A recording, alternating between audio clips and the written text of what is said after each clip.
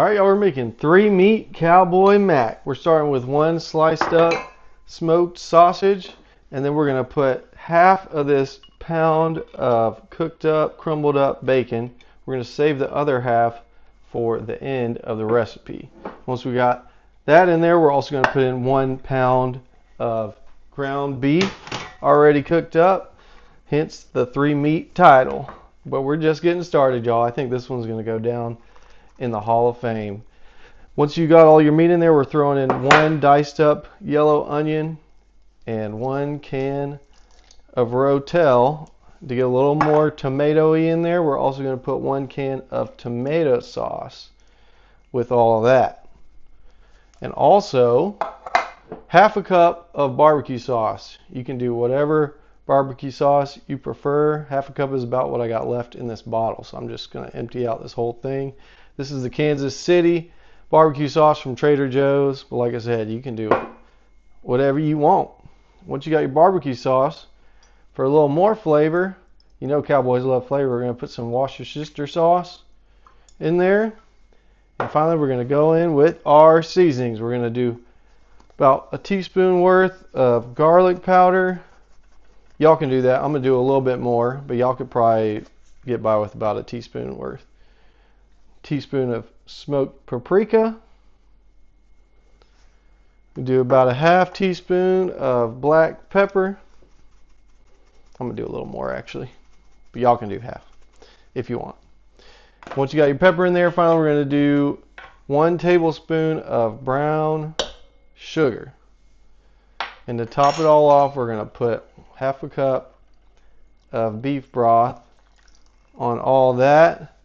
Once you got all that in there, go ahead and stir all this together. Once you got all them flavors and everything stirred together, go ahead and put your lid on, and we're going to cook this on high for 2 to 3 hours. Alright, y'all, after 2 to 3 hours, go ahead and take your lid off. Give it one little stir, and we've got just a few finishing touches. We're going to put 16 ounces of cooked macaroni in there and get all that folded in with our meat liquid mixture.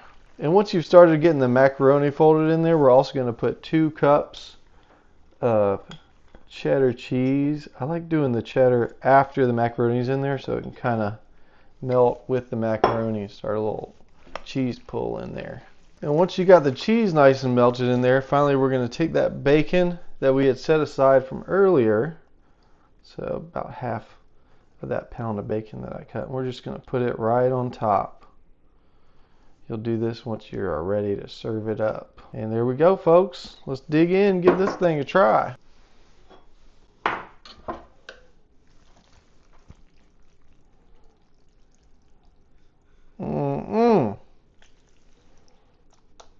Yes, sir.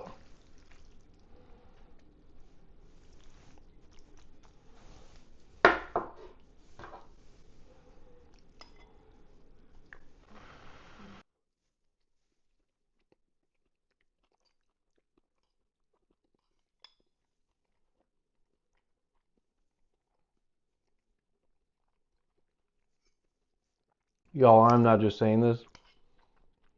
This is absolutely one of the best things I've made on this channel. Give this a try at home. Trust me, y'all. So a lot of y'all been asking if I have a cookbook, and enough asked that I put one together, y'all. This is it. It's called This Might Get Cheesy. It's got a bunch of simple recipes in there. You know, I don't do anything too complicated. It's got desserts, got casseroles, got crockpot stuff. It also has some nice dad jokes scattered throughout. What day is a fish most afraid of? Friday. If you're one of those people who have been wanting a cookbook, just put cookbook in the comments or look in the description or in the comment section of this video and you should be able to get it. Thank you so much.